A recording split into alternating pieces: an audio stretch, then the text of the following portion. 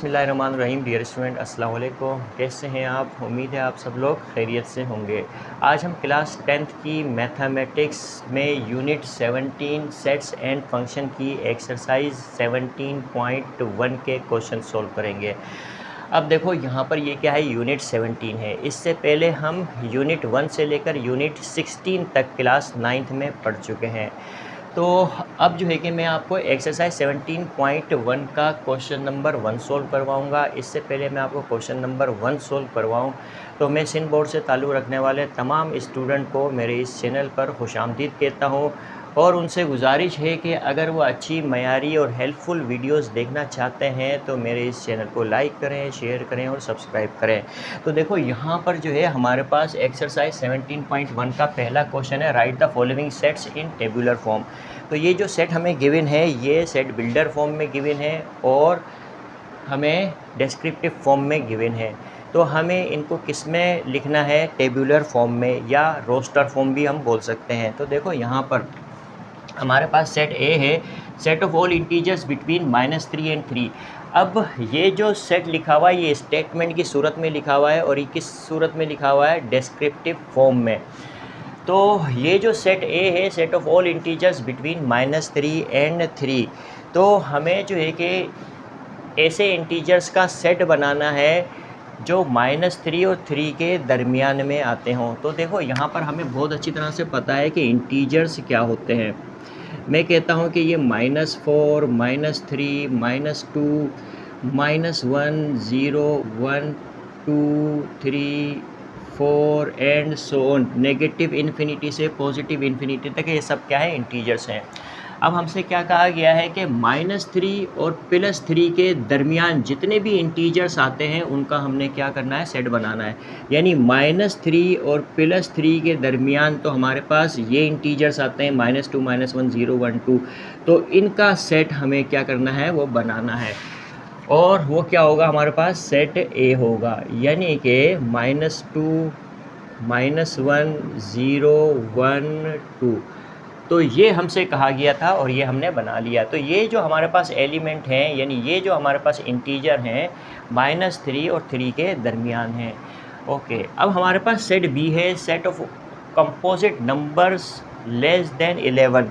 अब हमें जो है कि 11 से छोटे कंपोजिट नंबर्स का सेट बनाना है। अब देखो कंपोजिट नंबर्स हमें अच्छी तरह से पता होना चाहिए। यहाँ पर मैं आपको दो चीज़ें एक साथ बता दूंगा। देखो कंपोजिट नंबर्स जो होते हैं वो क्या होते हैं? नेचुरल नंबर्स होते हैं, ये हमेशा आपने याद रखना है।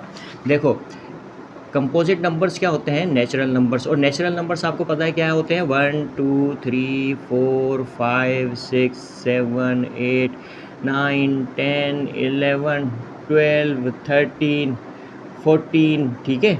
इस तरह के नंबर्स जो होते हैं वो क्या होते हैं? And so on. इस तरह के जो नंबर्स होते हैं वो क्या होते हैं? Natural numbers. अब देखो नेचुरल नंबर्स में से दो नंबर्स हम और निकाल सकते हैं, एक प्राइम नंबर निकाल सकते हैं और एक कंपोजिट नंबर्स निकाल सकते हैं। तो प्राइम नंबर और कंपोजिट नंबर्स जो होते हैं वो नेचुरल नंबर्स के सबसेट होते हैं, ठीक है। तो यहाँ पर मैं कहता हूँ कि प्राइम नंबर। अब प्राइम नंबर क्या होते हैं? इनमें से मैं आपको समझाऊंगा।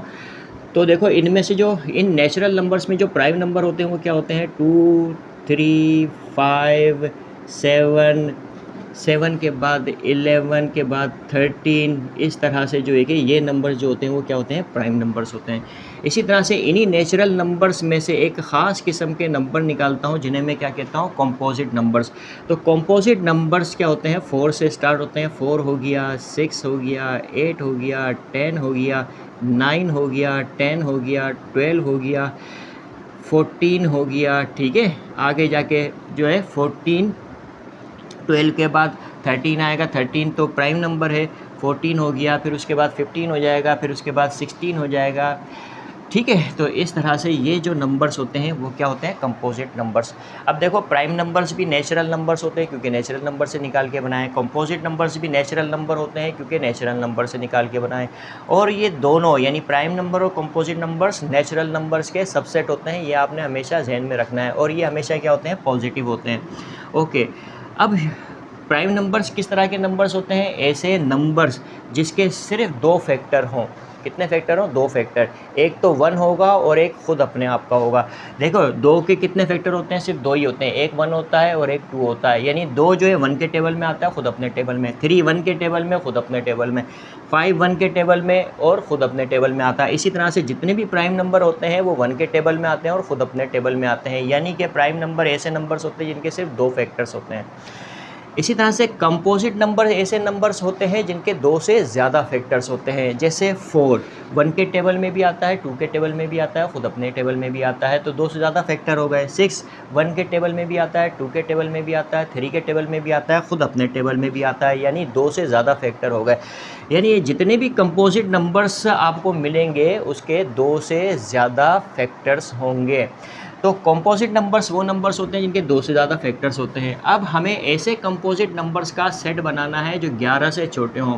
देखो 11 से छोटे कौन से नंबर्स के सेट बनेंगे? ये बनेंगे, यानी 4 6 8 9 10। ये जो कंपोजिट नंबर्स हैं 11 से छोटे हैं।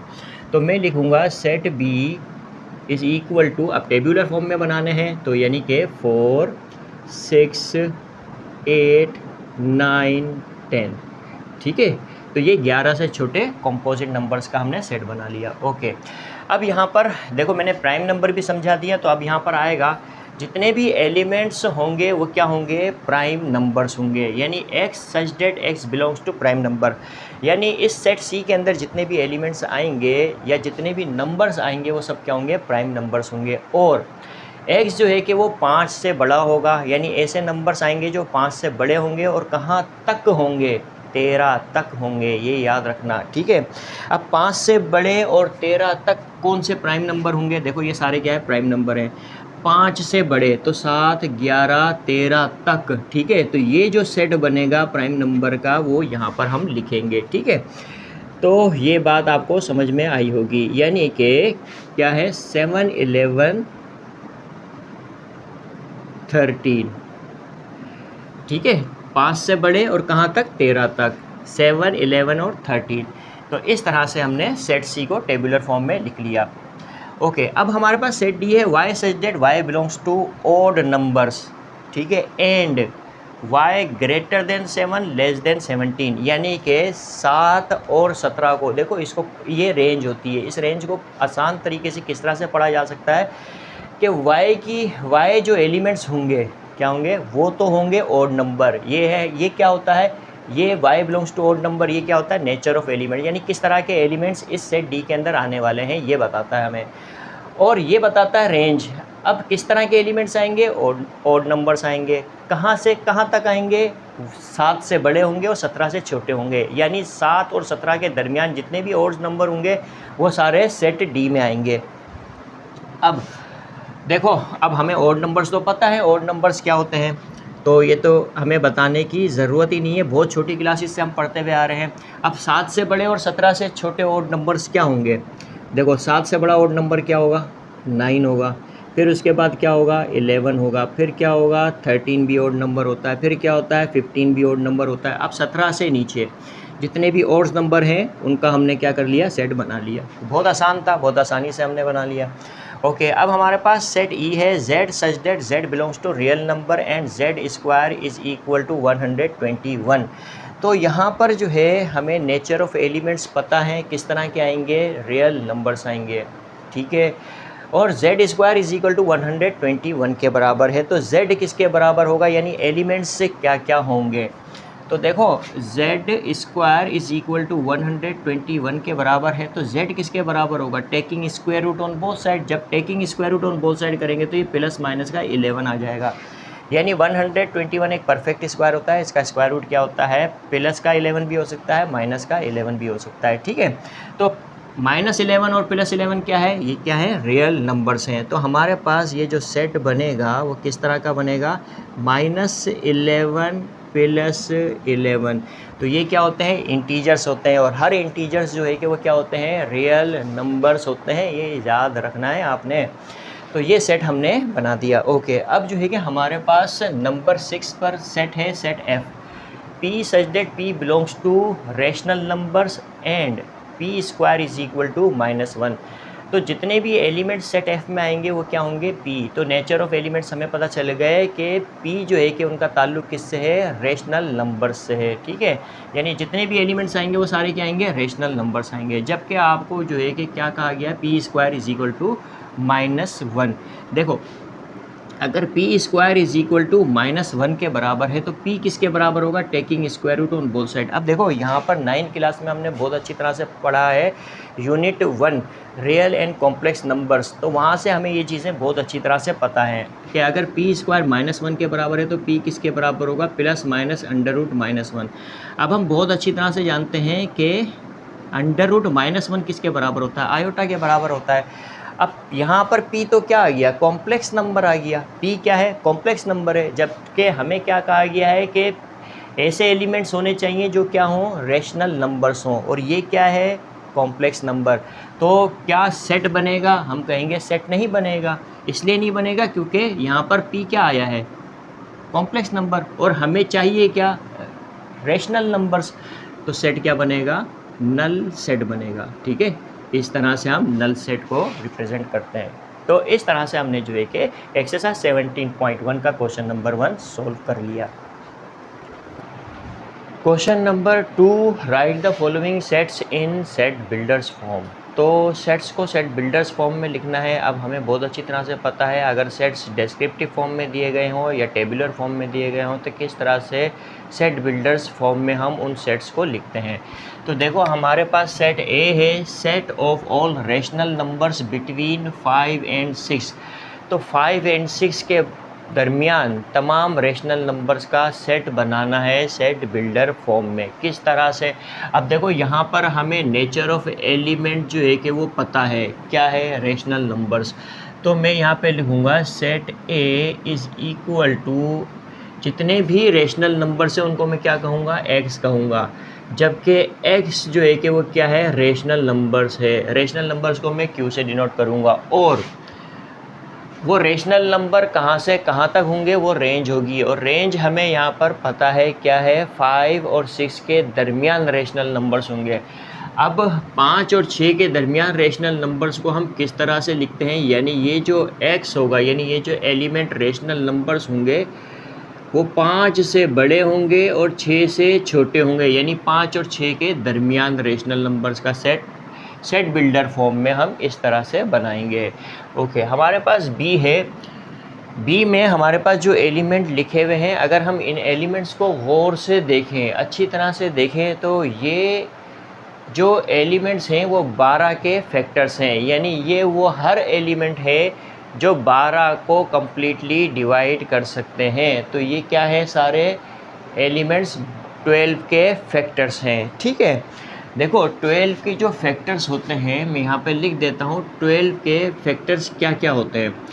1 भी 12 का फैक्टर होता है, 2 भी 12 का फैक्टर होता है, 3 भी 12 का फैक्टर होता है, 4 भी 12 का फैक्टर होता है, 6 भी 12 का फैक्टर होता है, 12 खुद अपने आप का फैक्टर होता है। प्लस में भी हो सकता है, माइनस में भी, प्लस में भी, माइनस में भी, प्लस में भी, माइनस में भी, प्लस में भी, माइनस में भी, प्लस में भी, माइनस में भी, प्लस में भी, माइनस में भी। लेकिन यहाँ पर जो फैक्टर नज़र आ रहे हैं 12 के, वो सारे क्या हैं, पॉजिटिव हैं। तो हम यहाँ पर लिखेंगे इस सेट को सेट बिल्डर फॉर्म में इस तरह से लिखेंगे, ऑल द एलिमेंट x, यानी ये जितने भी एलिमेंट हैं उनको मैं क्या कह रहा हूँ, x कह रहा हूँ। और x इज़ पॉजिटिव, क्या है ये, पॉजिटिव फैक्टर्स या पॉजिटिव डिवाइज़र भी बोल सकते हो। ये सारे क्या हैं, डिवाइज़र्स हैं, किसके, 12 के। तो ये कौन से डिवाइज़र्स हैं, पॉजिटिव डिवाइज़र्स हैं, किसके, 12 के। या हम फैक्टर्स भी लिख सकते हैं, ठीक है ना। Is positive factors of 12। तो इस तरह से इस तरह के सेटों को हम जो है कि सेट बिल्डर फॉर्म में लिखते हैं। सेट सी है, सेट सी में अगर हम एलिमेंट देखें तो ये सारे एलिमेंट्स क्या है, इंटीजर्स हैं। क्या है ये, इंटीजर्स हैं, ठीक है। और ये तो हमें पता चल गई नेचर ऑफ एलिमेंट्स। तो नेचर ऑफ एलिमेंट्स हैं इंटीजर्स। कौन से इंटीजर्स हैं, रेंज कहाँ से कहाँ तक है, -40 से +40 तक, ये याद रखना, ठीक है। तो हमें दो चीज़ें सेट सी को देखकर पता चल गई, एक तो ये सारे क्या है इंटीजर, और दूसरा रेंज कहाँ से कहाँ तक है -40 से +40 तक। तो बहुत आसान हो गया अब हमारे लिए इस सेट को सेट बिल्डर फॉर्म में बनाना। मैं क्या कहता हूँ, इन सारे एलिमेंट्स को y कहता हूँ, आप x कह दो, y कह दो, z कह दो, स्मॉल a स्मॉल b कुछ भी कह सकते हो, कोई इशू नहीं है। तो y बिलोंग्स टू क्या है इंटीजर्स। तो नेचर ऑफ एलिमेंट्स क्या है, किस तरह के एलिमेंट्स हैं, इंटीजर्स हैं। और कहाँ से कहाँ तक है, -40 से +40 तक। तो y जो है वो कहाँ से कहाँ तक है, -40 से +40 तक। प्लस की साइन लगाने की ज़रूरत नहीं है, ठीक है। इसका मतलब अब देखो -40 से +40 तक का मतलब ये है कि -40 भी आएगा और +40 भी आएगा, और इन दोनों के दरमियान जितने इंटीजर हैं वो भी आएंगे। तो इस तरह से हमने इसको सेट बिल्डर फॉर्म में लिख लिया। ओके, अब हमारे पास सेट डी है। सेट डी को अगर हम गौर से देखें तो ये भी हमें क्या नज़र आ रहे हैं, इंटीजर्स नज़र आ रहे हैं। देखो इंटीजर्स को बहुत अच्छी तरह से हमने पढ़ा हुआ हो तो हमें ये समझ में आएंगे। सेट डी में भी हमें जो एलिमेंट्स नज़र आ रहे हैं वो क्या है, इंटीजर्स हैं। किस तरह के इंटीजर्स हैं, अब हम अगर गौर से देखें तो ये सारे इवन इंटीजर्स हैं। क्या है, इवन इंटीजर्स हैं। तो नेचर ऑफ एलिमेंट हमें पता चल गई, क्या है, इवन इंटीजर्स। और कहाँ से कहाँ तक हैं, -4 से +4 तक। तो अब इसको बहुत आसानी से हम सेट बिल्डर फॉर्म में लिख लेते हैं। मैं कहता हूँ ये जितने भी एलिमेंट्स हैं उनको क्या नाम देता हूँ, x का। जबकि x क्या है, इवन इंटीजर है। क्या है, इवन इंटीजर्स हैं। और ये जो x है यानी ये जो एलिमेंट है -4 से +4 तक हैं, ठीक है। तो इस तरह से हमने इसको सेट बिल्डर फॉर्म में लिख लिया। ओके, अब हमारे पास सेट ई है 1, 4, 9, 16, 25। हमें क्या करना है कि एलिमेंट्स को अच्छी तरह से देखना है और समझना है। देखो 1, 4, 9, 16, 25 ये क्या है, स्क्वायर्स हैं। क्या हैं ये, स्क्वायर्स हैं। किन के स्क्वायर्स हैं, अगर हम गौर से देखें तो ये 1 जो है कि इसका स्क्वायर रूट क्या होता है, 1 होता है। 4 का स्क्वायर रूट 2, 9 का स्क्वायर रूट 3, 16 का स्क्वायर रूट 4, 25 का स्क्वायर रूट क्या होता है, 5 होता है।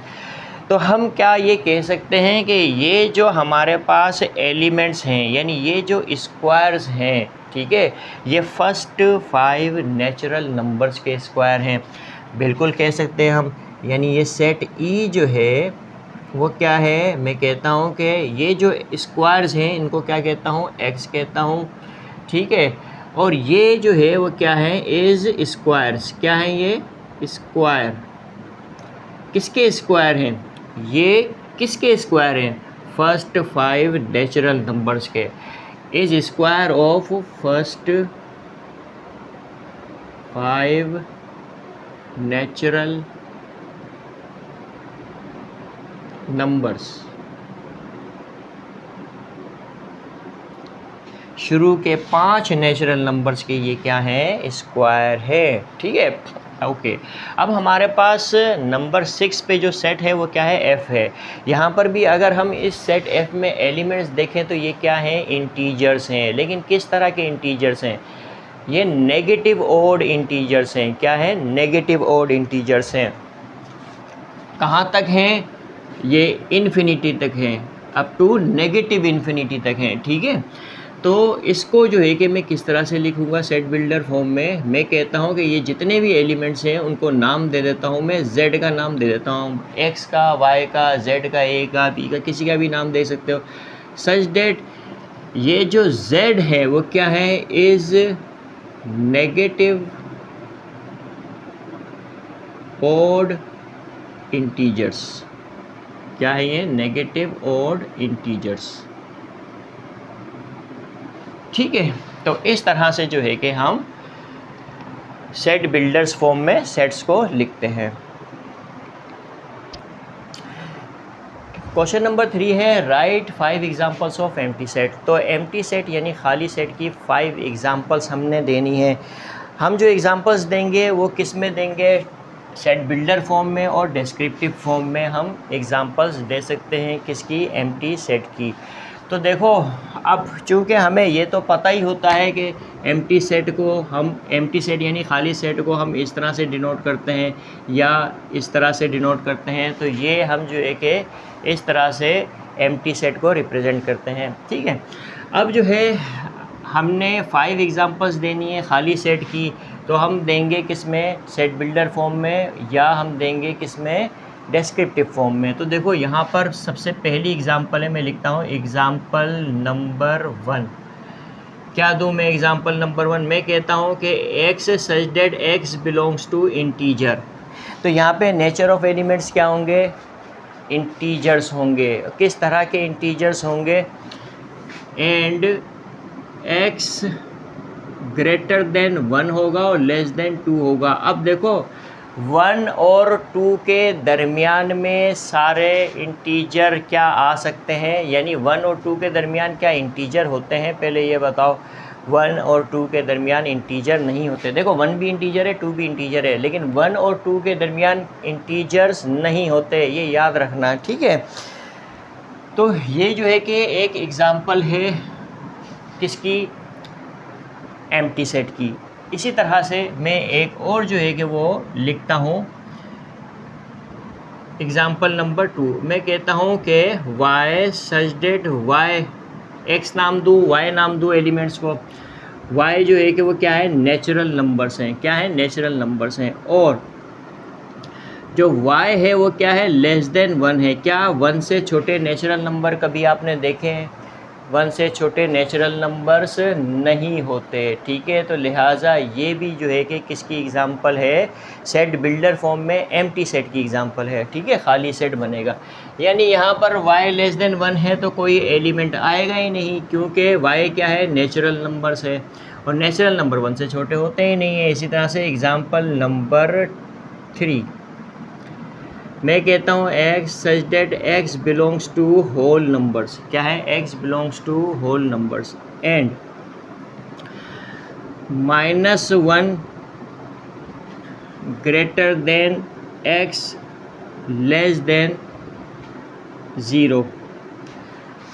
-1 से बड़े और 0 से छोटे क्या होल नंबर होते हैं? नहीं होते। तो ये भी क्यों है कि क्या है, एग्ज़ाम्पल है एम्प्टी सेट की। इसी तरह से मैं एक और जो है कि वो एग्ज़ाम्पल देता हूँ, एग्ज़ाम्पल नंबर 4।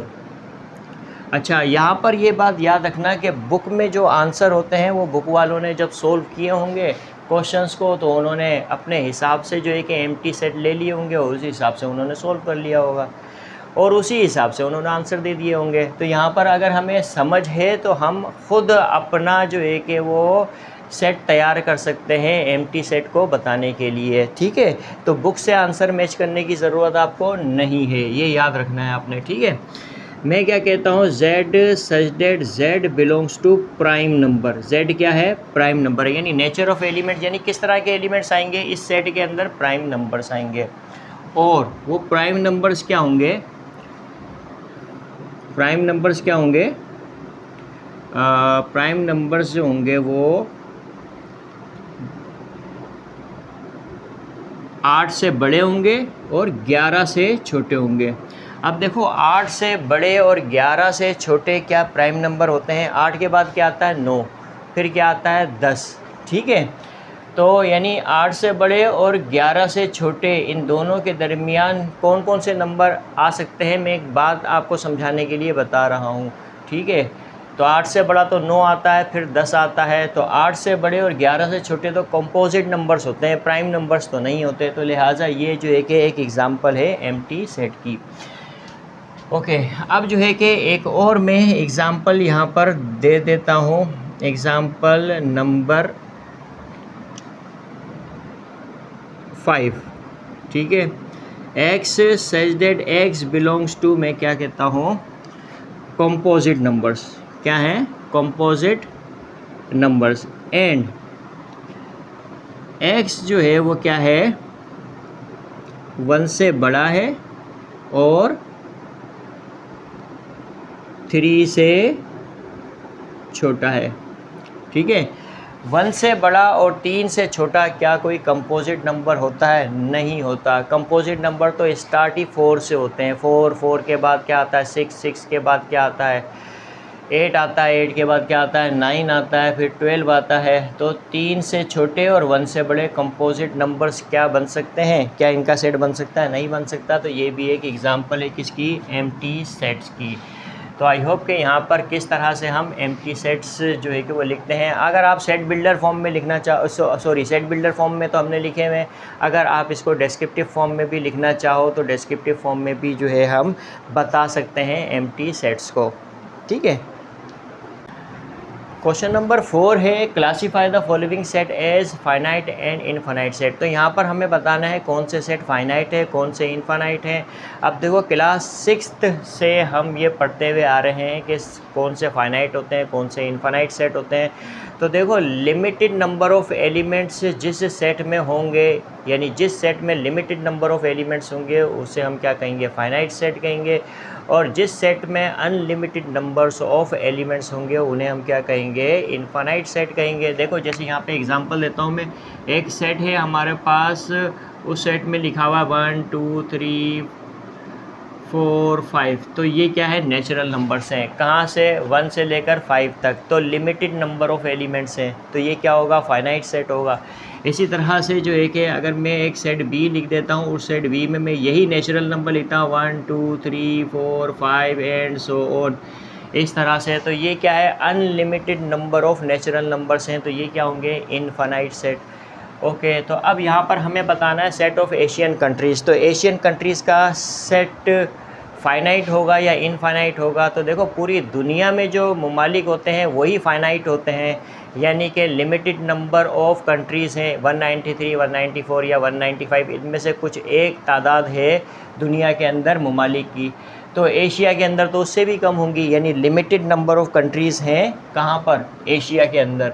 तो ये क्या हो जाएगा? फाइनाइट हो जाएगा। क्या होगा?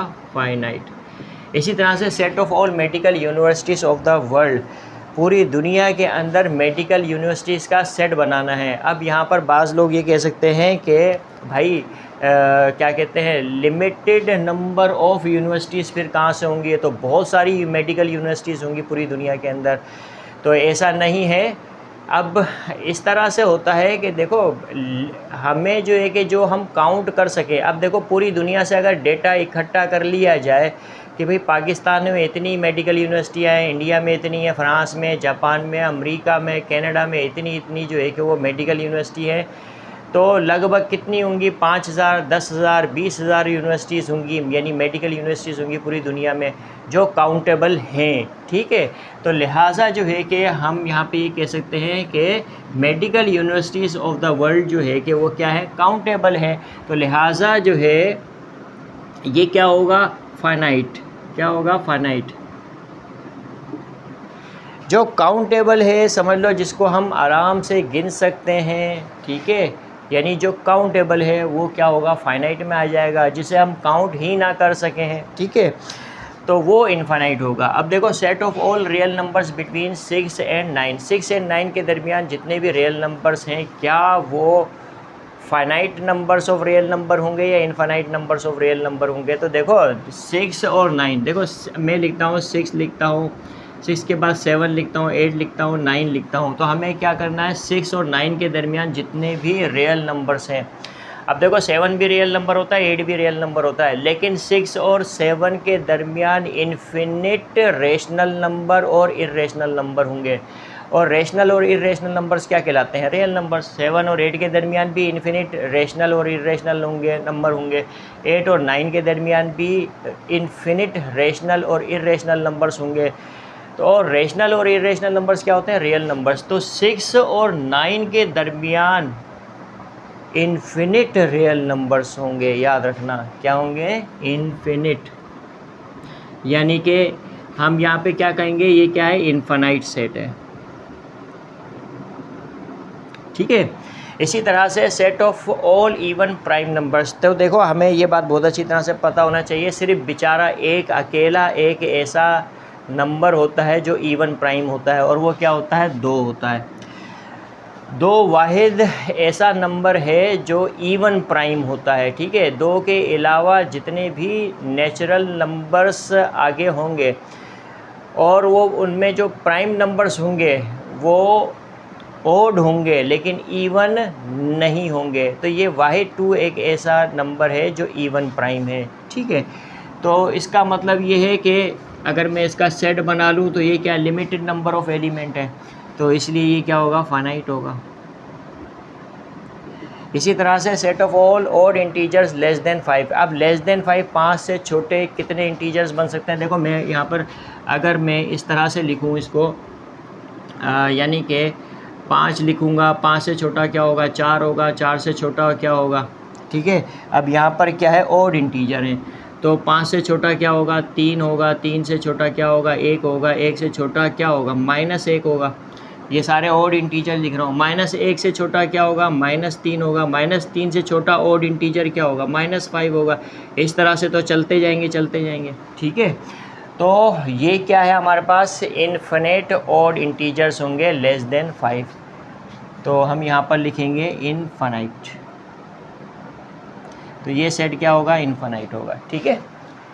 क्वेश्चन नंबर 5 है, write an equivalent set an improper subset and 3 proper subsets of each of the following sets. तो यहाँ पे हमें 2 सेट्स गिवन है और हमें बताना है कि इस सेट का इक्विवेलेंट सेट बताना है, इम्प्रॉपर सबसेट बताना है और 3 प्रॉपर सबसेट्स बताने हैं, ठीक है।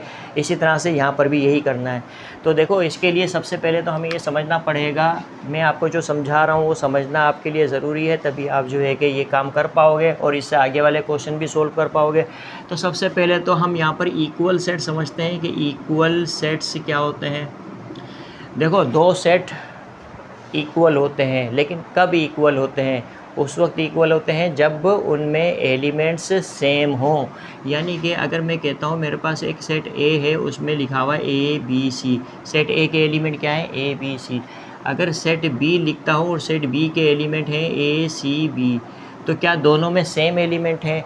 यानी सेम एलिमेंट का मतलब ये है कि दोनों में एलिमेंट्स भी सेम हैं, यानी इसमें ABC है तो इसमें भी ABC है, ठीक है, और तादाद भी सेम है। तो ऐसी सूरत में हम क्या कहेंगे कि सेट ए किसके बराबर है, सेट बी के बराबर है। तो 2 शर्तें याद रख लो इक्वल सेट के लिए, नंबर ऑफ़ एलिमेंट भी सेम होने चाहिए और एलिमेंट ख़ुद भी सेम होने चाहिए, यानी तादाद भी सेम होनी चाहिए, एलिमेंट्स भी सेम होने चाहिए। तो ऐसे 2 सेटों को हम क्या कहेंगे, ये दोनों एक दूसरे के क्या है, इक्वल हैं, ओके। अब यहाँ पर जो है कि हम इक्विवेलेंट सेट देखते हैं, क्या देखते हैं, इक्विवेलेंट सेट, ठीक है। 2 सेट्स कब एक दूसरे के इक्विवेलेंट होते हैं, ये हमेशा आपने याद रखना है कि सिर्फ़ और सिर्फ जो है कि 2 सेटों में अगर नंबर ऑफ़ एलिमेंट सेम है, यानी कि एलिमेंट्स की तादाद अगर 2 सेटों में एक जैसी है, तो हम कहेंगे ये दोनों सेट क्या हैं, एक दूसरे के इक्विवेलेंट है। सिर्फ एक ही शर्त है इसके लिए, ठीक है। क्या शर्त है, नंबर ऑफ़ एलिमेंट सेम होने चाहिए। जैसे इसमें लिखा हुआ मैंने ABCD, इसी तरह से सेट बी में जो है कि लिखा हुआ है 3 5 9 10, ठीक है। तो सेट ए में भी 4 एलिमेंट है, सेट बी में भी 4 एलिमेंट हैं, तो इसका मतलब ये है कि दोनों सेटों में नंबर ऑफ़ एलिमेंट सेम हैं। तो नंबर ऑफ़ एलिमेंट सेम होने चाहिए, तो तभी हम कह सकते हैं कि ये दोनों सेट ए और सेट बी एक दूसरे के क्या है, इक्विवेलेंट हैं। तो ये जो साइन है ये इक्विवेलेंट की साइन है, ठीक है, ये याद रखना। जब भी 2 सेट इक्विवेलेंट होंगे तो ये वाली साइन हम लगाएंगे दोनों सेटों के बीच में। तो अब इक्विवेलेंट सेट के लिए क्या होना ज़रूरी है, तादाद बराबर होनी चाहिए, एलिमेंट चाहे कुछ भी हों, यानी कि एलिमेंट्स की तादाद बराबर होनी चाहिए, एलिमेंट चाहे कुछ भी हों। इक्वल सेट्स के लिए तादाद भी बराबर होनी चाहिए और एलिमेंट भी सेम होने चाहिए। तो यहाँ से हमने ये नतीजा निकाला कि इक्वल सेट में तादाद तो बराबर होती है एलिमेंट्स की, तो हर इक्वल सेट क्या होगा, इक्विवेलेंट होगा। लेकिन हर इक्विवेलेंट सेट इक्वल नहीं होगा, ये बात आपने याद रखनी है। क्यों नहीं होगा हर इक्विवेलेंट सेट इक्वल सेट, क्यों नहीं होगा, इसलिए क्योंकि इक्विवेलेंट सेट में ज़रूरी नहीं कि एलिमेंट भी सेम हो। तो इसमें तो एलिमेंट भी सेम होने चाहिए और तादाद भी बराबर होनी चाहिए, इसमें सिर्फ तादाद बराबर होनी चाहिए। तो इसका मतलब ये है कि हर इक्वल सेट इक्विवेलेंट होगा, लेकिन हर इक्विवेलेंट सेट इक्वल सेट नहीं होता, ये याद रखना है आपने। अब हम यहाँ पर समझते हैं सबसेट। सबसेट क्या होता है? देखो एक सेट है हमारे पास सेट ए, और सेट ए में एलिमेंट लिखे हुए हैं ए बी सी। इसी तरह से सेट बी है और सेट बी में एलिमेंट लिखे हुए हैं ए सी बी, या ए सी लिखा हुआ है इस तरह से। अब सबसेट के लिए क्या है, मैं कहता हूँ बी सबसेट है ए का। सबसे पहले तो ये दोनों सेट जो है कि नॉन एम्प्टी, यानी एम्प्टी सेट नहीं होने चाहिए, यानी खाली सेट नहीं होने चाहिए। तो दोनों सेट में कुछ ना कुछ एलिमेंट ज़रूर होने चाहिए। अब मैं कहता हूँ बी सबसेट है ए का, तो किस बेस पर कहूँगा कि बी ए का सबसेट है? किस बेस पर कहूँगा? सिर्फ इस बेस पर कहूँगा कि बी के सारे एलिमेंट सेट ए के अंदर मौजूद हैं। अगर बी के सारे एलिमेंट सेट ए के अंदर मौजूद हैं तो इसका मतलब है कि बी जो है वो क्या है, सबसेट है ए का। ये सबसेट की निशानी है, याद रखना। अब सबसेट के लिए बी के सारे एलिमेंट सेट ए के अंदर मौजूद हैं, तो हमने कह दिया कि बी सबसेट है ए का। क्या ए के सारे एलिमेंट बी के अंदर मौजूद हैं? हम कहेंगे नहीं, ए के सारे एलिमेंट तो बी के अंदर मौजूद नहीं है, तो लिहाजा ए जो है वो is not the subset of B. तो नॉट की साइन लगा दी मैं, ठीक है ना, सबसेट लिखकर नॉट लगा दिया। तो A is not the subset of B, जबकि B is the subset of A है, ठीक है। इसी तरह से यहाँ पर हम देखते हैं, एक और बनाता हूँ सेट ए। सेट ए में लिखा मैंने ए बी सी डी, इस तरह से लिखा। इसी तरह से सेट बी लिखता हूँ, सेट बी, चलो ए बी सी तक ही चलते हैं यहाँ पर। इसी तरह से मैंने लिखा ए सी बी। अब देखो सबसेट के लिए क्या है, सेट ए के सारे एलिमेंट सेट बी में होने चाहिए, या सेट बी के सारे एलिमेंट सेट ए के अंदर होना चाहिए, ठीक है। तो क्या सेट ए के सारे एलिमेंट सेट बी के अंदर मौजूद हैं? बिल्कुल हैं। तो हम कहेंगे A is the subset of B. क्या बी के सारे एलिमेंट सेट ए के अंदर मौजूद हैं? तो हम कहेंगे बिल्कुल, बी के सारे एलिमेंट भी सेट ए के अंदर मौजूद हैं। तो जब ए बी का सबसेट हो, जब भी हमें कोई भी दो नॉन एम्प्टी सेट मिलें और उन दोनों नॉन एम्प्टी सेट में एक सेट दूसरे सेट का सबसेट हो, दूसरा सेट पहले वाले सेट का सबसेट हो, तो ऐसी सूरत में ये जो सेट ए और बी होंगे ये दोनों एक दूसरे के क्या होंगे, इक्वल होंगे। ये हम ऊपर पढ़ चुके हैं, देखो ये इक्वल ही हैं, ठीक है। और अगर दो नॉन एम्प्टी सेट अगर हमें मिलें, अगर एक सेट दूसरे सेट का सबसेट है लेकिन दूसरा सेट पहले वाले सेट का सबसेट नहीं है, ठीक है, यानी अगर बी ए का सबसेट है और ए बी का सबसेट नहीं है, तो इसका मतलब क्या हुआ? क्या मतलब हुआ इसका?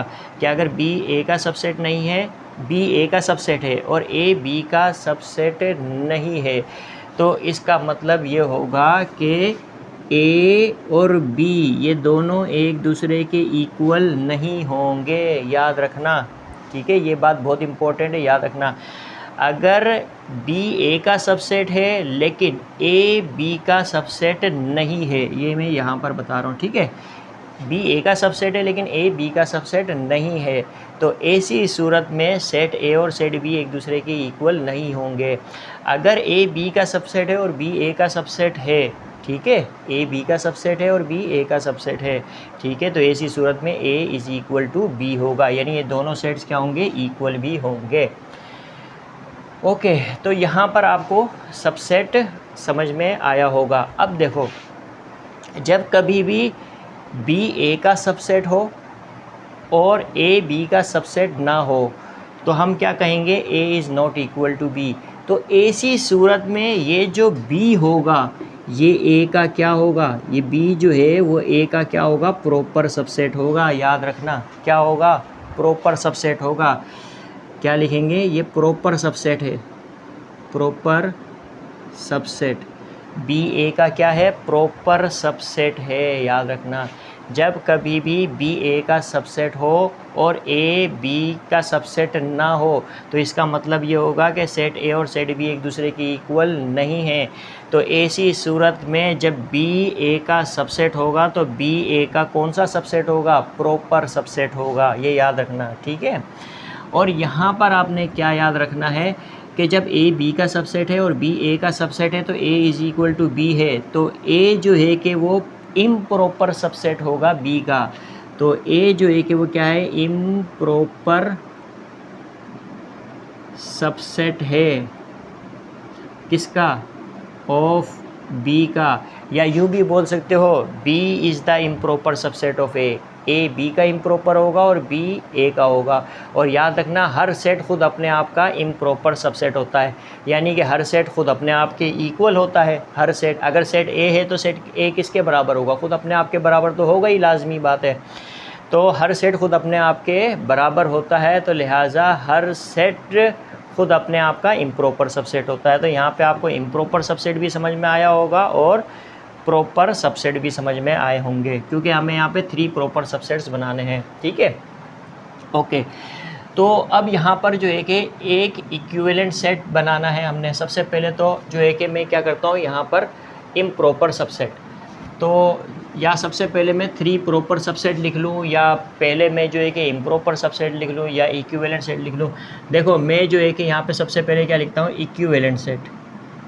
इक्विवेलेंट सेट किसका? इस P का। जो इक्विवेलेंट सेट है, मैं क्या, कितने एलिमेंट है टोटल? 5 एलिमेंट है। तो 5 एलिमेंट में लिख देता हूँ 2 3 5 9 10। कितने एलिमेंट है? ये 5 एलिमेंट है। तो ये इस सेट P का क्या है? इक्विवेलेंट सेट है।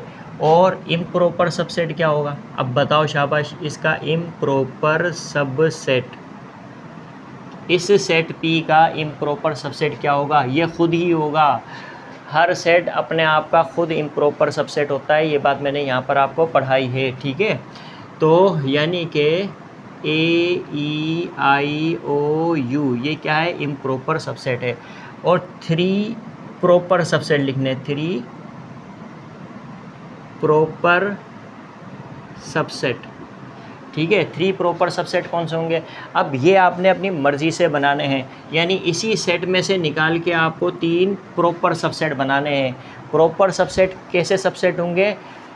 वो सेट होंगे जिसके एलिमेंट इसमें लाजमी होंगे, क्योंकि इसी से निकाल के बना रहे हैं। तो जो भी सेट बना, जैसे मिसाल के तौर पे मैंने A और क्या लिखा, I लिखा, ये एक सेट बना दिया। AI क्या इस P में मौजूद हैं? बिल्कुल हैं। क्या ये सेट इसके इक्वल है? इक्वल नहीं है। तो लिहाजा जो है कि ये इसका क्या होगा? प्रॉपर सबसेट होगा। इस तरह से एक और प्रॉपर सबसेट बना लेता हूँ मैं। 3 एलिमेंट ले लेता हूँ, AEI ले लिया मैंने। ठीक है, तो इस तरह से जो है कि क्या ये सारे एलिमेंट इस सेट के इसमें मौजूद है? बिल्कुल है। क्या ये इसके इक्वल है? नहीं है। तो लिहाजा ये इसका सबसेट होगा, और ये इसका कौन सा सबसेट होगा? प्रॉपर सबसेट होगा। इसी तरह से एक और जो है कि मैं बनाता हूँ, और वो क्या है, सिर्फ I लिख देता हूँ। क्या लिख देता हूँ? I। ऐसा सेट बनाता हूँ जिसमें सिर्फ एक ही एलिमेंट लिख देता हूँ I। कहाँ से लिखा मैंने? सेट P से निकाल के लिखा। तो क्या ये I इस सेट P में मौजूद है? बिल्कुल मौजूद है। क्या ये जो सेट है इसका सबसेट है? बिल्कुल है। क्या ये इसके इक्वल है? नहीं है। तो जब ये इसका सबसेट है और ये इसके इक्वल नहीं है, तो फिर ये इस सेट का क्या होगा? क्या होगा? प्रॉपर सबसेट होगा। तो ये 3 प्रॉपर सबसेट जो है कि हमने बना लिए इस तरह से। तो आई होप कि यहाँ पर आपको ये समझ में आया होगा। अब यहाँ पर देखो, हम सबसे पहले तो इसको क्या करेंगे? टेबुलर फॉर्म में लिखेंगे। तो यहाँ पर जो है कि सेट, सबसे पहले सेट Q को मैं क्या लिखूँगा? X such that X belongs to integers. तो जो भी एलिमेंट्स होंगे वो क्या होंगे? इंटीजर्स होंगे। कहाँ से कहाँ तक होंगे? -2 से +2 तक होंगे। तो -2 -1 0 1 2, तो -2 से +2 तक जो है इंटीजर्स होंगे इस सेट Q में। ओके, तो अब जो है कि इसका हम क्या, कितने एलिमेंट्स हैं? टोटल 5 एलिमेंट्स हैं। 1 2 3 4 5। इसका इक्विवेलेंट सेट बताता हूँ मैं। तो इक्विवेलेंट सेट क्या होगा? इसका इक्विवेलेंट सेट कुछ भी 5 एलिमेंट का एक सेट बना दो आप। A B C D E, ये बना दिया हमने। या ये वाला सेट भी लिख सकते हो 5 एलिमेंट का आप। तो देखो ये जो सेट है ये इसके क्या है? इस सेट Q के क्या है? इक्विवेलेंट है। इसी तरह से प्रॉपर सबसेट, हर सेट अपने आप का इम्प्रॉपर सबसेट लिखता हूँ। क्या है ये? Improper subset. अब इस सेट Q का इम्प्रॉपर सबसेट क्या होगा? भाई ये खुद ही होगा। क्या होगा? -2 -1 0 1 2। ठीक है, इसी तरह से जो है कि मैं यहाँ पर लिख लेता हूँ।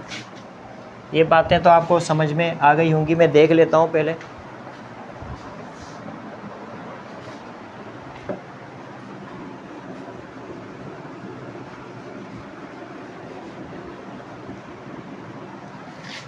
अब मैं क्या करता हूँ, 3 प्रॉपर सबसेट लिख लेता हूँ, 3 प्रॉपर सबसेट, ठीक है। इस सेट क्यू के 3 प्रॉपर सबसेट लिखने हैं। तो पहला, अच्छा ये याद रखना अपनी मर्ज़ी से लिखने हैं 3 प्रॉपर सबसेट। बुक में कुछ और भी लिखे हुए हो सकते हैं, यहाँ पर आपकी अपनी मर्ज़ी चलेगी, लेकिन बस मर्ज़ी भी ऐसी चलेगी जिसमें आपकी समझ हो, आपको पता हो कि प्रॉपर सबसेट भी ये होते हैं। तो मैं क्या कहता हूँ, -2 -1 ले लेता हूँ, -2 -1 ले लिया, ये तो एक प्रॉपर सबसेट हो गया इस सेट क्यू का। एक और प्रॉपर सबसेट ले लेता हूँ मैं, -2 0 1 ले लेता हूँ, -2 0 1 ये ले लिया। इसी तरह से एक और प्रॉपर सबसेट ले लेता हूँ, 0 1 0 1 ले लिया मैंने। तो आई होप कि यहाँ पे आपको क्वेश्चन नंबर 5 भी समझ में आया होगा, और इक्वल सेट क्या होते हैं, इक्विवेलेंट सेट क्या होते हैं, सबसेट क्या होते हैं, और इम्प्रॉपर सबसेट क्या होते हैं, प्रॉपर सबसेट क्या होते हैं, ये भी आपको समझ में आया होगा। अब क्वेश्चन नंबर 6 है, right any 2 examples of singleton set in set builder form. तो सेट बिल्डर फॉर्म में हमें 2 एग्जांपल्स देनी है, किसकी, सिंगलटन सेट की। सिंगलटन सेट क्या होता है, ऐसा सेट जिसके अंदर सिर्फ एक ही एलिमेंट हो। जैसे मैं एक सेट लिखता हूँ, इसके अंदर जो है कि 0 क्या है, सिर्फ एक ही एलिमेंट है, ठीक है। ऐसा सेट जिसके अंदर सिर्फ एक ही एलिमेंट हो, ऐसे सेट को हम क्या कहते हैं, सिंगलटन सेट कहते हैं।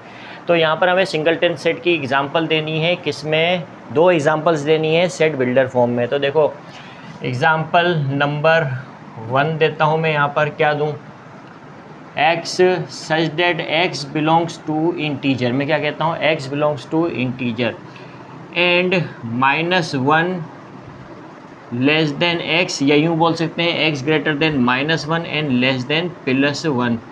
तो देखो x क्या है, इंटीजर है, क्या है, इंटीजर, यानी जो भी एलिमेंट्स आएंगे इस सेट के अंदर वो क्या आएंगे, इंटीजर्स आएंगे।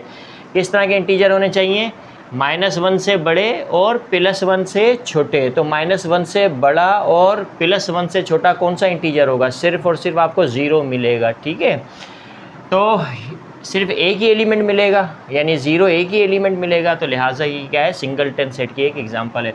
इसी तरह से एक और एग्जांपल यहाँ पर दे देते हैं, ठीक है, y such that y belongs to prime number and prime number जो है कि क्या होगा, क्या बनाए हम यहाँ पर, हम यहाँ बना सकते हैं कि 1 से बड़ा और किससे छोटा, 3 से छोटा। तो हमें पता है कि 1 से बड़ा और 3 से छोटा प्राइम नंबर कौन सा होगा, सिर्फ क्या होगा, 2 होगा। तो यानी कि अगर मैं फ़र्ज़ करो कि इस सेट बिल्डर फॉर्म को बनाना चाहूँ टेबुलर फॉर्म में, तो हमारे पास क्या बन जाएगा, ये बन जाएगा। तो ये क्या, सिंगलटन सेट है। अगर इस सेट बिल्डर फॉर्म को टेबुलर फॉर्म में बनाऊंगा तो ये सेट बन जाएगा। इसी तरह से अगर इस सेट बिल्डर फॉर्म को टेबुलर फॉर्म में बनाऊंगा तो क्या बन जाएगा, 2 बन जाएगा। यानी दोनों के अंदर एक ही एलिमेंट आएंगे, यानी x जो है कि वो 1 से बड़ा और 3 से छोटा क्या होना चाहिए, प्राइम नंबर होना चाहिए। 1 से बड़ा और 3 से छोटा प्राइम नंबर क्या होता है, सिर्फ 2 होता है। -1 से बड़ा और +1 से छोटा इंटीजर क्या होगा, सिर्फ 0 होगा। तो ये जो है कि दोनों सेट बिल्डर फॉर्म में सिंगलटन सेट की एग्जांपल्स हैं, और ये एग्जांपल नंबर 2 है। क्वेश्चन नंबर 7 है, right power set of the following sets. तो यहाँ पे हमें 2 सेट्स दिए गए हैं, सेट ए और सेट बी। तो हमें यहाँ पे क्या करना है, पावर सेट बनाने हैं इन सेट ए के और सेट बी के। तो देखो पावर सेट क्या होता है ये पहले हम समझते हैं। तो देखो इससे पहले मैंने आपको समझाया है कि प्रॉपर सबसेट्स क्या होते हैं, यानी सबसेट्स क्या होते हैं, ये मैंने आपको समझाया। जैसे फॉर एग्ज़ाम्पल अगर मेरे पास एक सेट है, उस सेट में मैं लिखता हूँ ए बी सी। फ़र्ज़ करो ये सेट ए है और इस सेट के अंदर 3 एलिमेंट हैं ए बी सी। अब मैं इसके सबसेट बनाना चाहता हूँ, तो कितने सबसेट में बना सकता हूँ, इसके टोटल कितने सबसेट में बना सकता हूँ, ये चीज़ डिसाइड करेगी क्या, 2 पावर n। देखो इस सेट के मैं टोटल कितने सबसेट बना सकता हूँ, ये चीज़ डिसाइड करेगी 2 पावर n। यहाँ पर ये जो n है, वेयर n जो है वो क्या है, n क्या है, नंबर ऑफ एलिमेंट्स। क्या है, number of elements in given set. जो भी सेट आपको गिवन है उसमें नंबर ऑफ़ एलिमेंट्स कितने हैं उसको कौन ज़ाहिर करता है, n ज़ाहिर करता है, ठीक है। अब इस सेट के अंदर एलिमेंट्स कितने हैं, 3 हैं, तो n की वैल्यू क्या होगी, 3 होगी, ठीक है। तो n की जगह क्या लिखूँगा मैं, 3 लिखूँगा। अब 2 पावर 3 का मतलब 2 इंटू 2 इंटू 2 यानी कितना हो जाएगा, 8 हो जाएगा। 2 2 4, 4 2 8 हो जाएगा। अब इस 8 का क्या मतलब है, इस 8 का मतलब ये है कि इस सेट ए के अंदर अगर 3 एलिमेंट हैं तो टोटल पॉसिबल सबसेट कितने बनेंगे, 8 बनेंगे। अगर सेट ए के अंदर कितने एलिमेंट हैं, 3 एलिमेंट हैं, तो टोटल कितने सबसेट बनेंगे, पॉसिबल सबसेट कितने बनेंगे, 8 बनेंगे। 8 से ज़्यादा नहीं बनेंगे, 8 तक ही बनेंगे, ठीक है। यानी कि फॉर एग्ज़ाम्पल अगर मैं इस सेट ए के सबसेट बनाना चाहूँ तो हमेशा याद रखना कि नल सेट हर सेट का सबसेट होता है। नल सेट क्या होता है, हर सेट का सबसेट होता है। इसी तरह से जो है कि अब मैं क्या करूँगा, इससे यहाँ से सिर्फ ए निकालूँगा तो ये भी जो है कि ए क्या है, प्रॉपर सबसेट है इस सेट ए का। अब प्रॉपर सबसेट होगा तो इसका मतलब है वो सबसेट ही है। इसी तरह से जो है कि ये बी मैंने बनाया, इसी तरह से यहाँ से सी निकाल के बनाता हूँ इस तरह से, ओके। इसी तरह से जो है कि मैं क्या करूँगा, अब ए बी ले लूँगा, इसी तरह से क्या करूँगा, बी सी ले लूँगा। तो ये सारे सेट जो मैं बना रहा हूँ, नल सेट ए और B C, A B B C, ये जो जितने भी सेट मैंने बनाए ये सब क्या है, इस सेट के क्या है, सबसेट हैं। और किस तरह के सबसेट हैं, प्रॉपर सबसेट हैं, ठीक है। अब हमने क्या बनाने हैं, ऑल पॉसिबल सबसेट्स बनाने हैं, ठीक है। तो अब जो है हमारे पास ये क्या है, बी सी हो गया। इसी तरह से जो है क्या हो जाएगा, ए बी हो गया, बी सी हो गया, अब क्या होगा, ए सी होगा। इसी तरह से क्या होगा, ए बी सी। अब यहाँ पे हम काउंट कर सकते हैं टोटल कितने जो है सबसेट बने हैं इस सेट ए के, 1 2 3 4 5 6 7 8। तो टोटल नंबर ऑफ सबसेट यानी पॉसिबल सबसेट कितने बने इस सेट ए के, according to this formula 8 subset बने। तो 8 पॉसिबल सबसेट बनेंगे। अब देखो पावर सेट क्या होता है, यहाँ पर ये समझना है पावर सेट क्या होता है। देखो ये जितने भी सबसेट हैं, अब इन सबसेट में ये जो ए बी सी है ये किसके बराबर है, सेट ए के बराबर है। यानी ये और ये दोनों क्या हो गए, इम्प्रॉपर सबसेट हो गए, ये हम पढ़ चुके हैं पहले भी।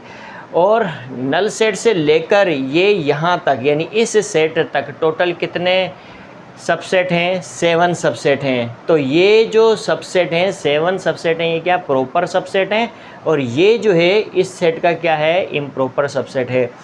तो प्रॉपर सबसेट और इम्प्रॉपर सबसेट सबको मिलाकर क्या बोलेंगे हम, सबसेट बोलेंगे। तो टोटल कितने सबसेट बने, 8 सबसेट बने। अब पावर सेट क्या होता है इसे समझ लो बहुत अच्छी तरह से। अब ये सारे सबसेट हमने किसके बनाए, सेट ए के बनाए। अब पावर सेट क्या होता है, set of all possible subset. वापस सुनो और गौर से सुनो, पावर सेट क्या होता है किसी भी सेट का। जैसे ये सेट है, इसका मैं पावर सेट आपको बता रहा हूँ, ये सेट ए है, इसका मैं पावर सेट बता रहा हूँ आपको। तो पावर सेट क्या होता है, set of all possible subset of a given set is called power set of that set, ठीक है। यानी ये हमारे पास जो सेट है ये गिवन सेट है, ये हमें एक सेट ले लिया हमने, ठीक है। अब इसके हमने तमाम पॉसिबल क्या बनाए, सबसेट बनाए। इन तमाम पॉसिबल सबसेट का जो सेट होगा क्या होगा, सेट को किस में लिखते हैं, इस ब्रैकेट में तो लिखते हैं। तमाम पॉसिबल सबसेट का जो सेट होगा वो क्या कहलाएगा, इस सेट का क्या कहलाएगा, पावर सेट कहलाएगा। तो पावर सेट किसी भी सेट का इस तरह से डिनोट किया जाता है। तो पावर सेट ऑफ सेट ए क्या है हमारे पास, ये है, ठीक है। तो यहाँ पर आपको समझ में आई होगी कि पावर सेट क्या होता है, all possible subset of a given set, all possible subset of a given set is called, यानी set of all possible subset, set of all possible subset of a given set is called power set, ठीक है। तो यहाँ पर ये आपको समझ में आया होगा। अब देखो यहाँ पर हमारे पास बिल्कुल यहाँ पर भी 3 एलिमेंट थे, यहाँ पर भी 3 एलिमेंट थे। तो अब हमें पता है कि इस सेट ए का पावर सेट क्या होगा। तो मैं यहाँ पे लिखूँगा पावर सेट ए क्या होगा। सबसे पहले तो ऑल पॉसिबल सबसेट बनाऊँगा मैं इसके। नल सेट हर सेट का सबसेट होता है, ये याद रखना है। इसी तरह से पहले मैं क्या करूँगा 5 लिखा, फिर क्या लिखूँगा 10 लिखूँगा। 10 भी सबसेट होता है इस सेट का, 5 भी सबसेट होता है इस सेट का, नल सेट भी सबसेट होता है इस सेट का। इसी तरह से 15 लिखूँगा। इसी तरह से जो है कि मैं क्या लिखूँगा 5 10। इसी तरह से मैं आगे क्या लिखूँगा 5 10 हो गया 10 15। ठीक है, इसकी ज़रूरत नहीं है, ये हमें पता चल गया। ठीक है, और इसी तरह से 5 10 10 15 5 15 5 15। इसी तरह से 5 10 15 5 10 15। अब कितने एलिमेंट है 3 एलिमेंट है। 3 एलिमेंट और टोटल पॉसिबल सबसेट कितने बनेंगे 8 बनेंगे। काउंट कर लो 1 2 3 4 5 6 7 8 8 बन गए। इन सारे पॉसिबल सबसेट का अगर मैं सेट बना दूं तो उसे क्या कहेंगे, इस सेट का पावर सेट कहेंगे। तो ये बात आपको समझ में आ गई होगी। ठीक है, अब जो है कि हम क्या करेंगे नंबर 2। ठीक है, पर जो हमारे पास सेट है सेट बी, इसको सबसे पहले तो हम लिखेंगे तो ये तो जो है कि हमारे पास क्या हो गया आंसर हो गया।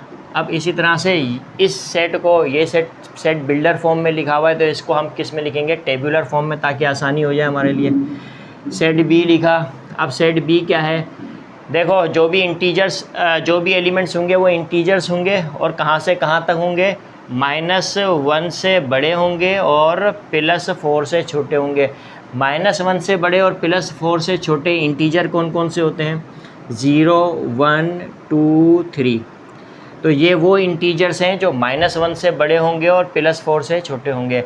अब ये 4 एलिमेंट हैं। अब 4 एलिमेंट हैं, अगर देखो 2n का फार्मूला लगा लो यहाँ पर, तो नंबर ऑफ़ एलिमेंट्स कितने हैं 4 हैं। तो n की वैल्यू क्या होगी 4 होगी, यानी 2 × 2 × 2 × 2 2 को 4 दफ़ा मल्टीप्लाई किया तो कितना आ गया 16।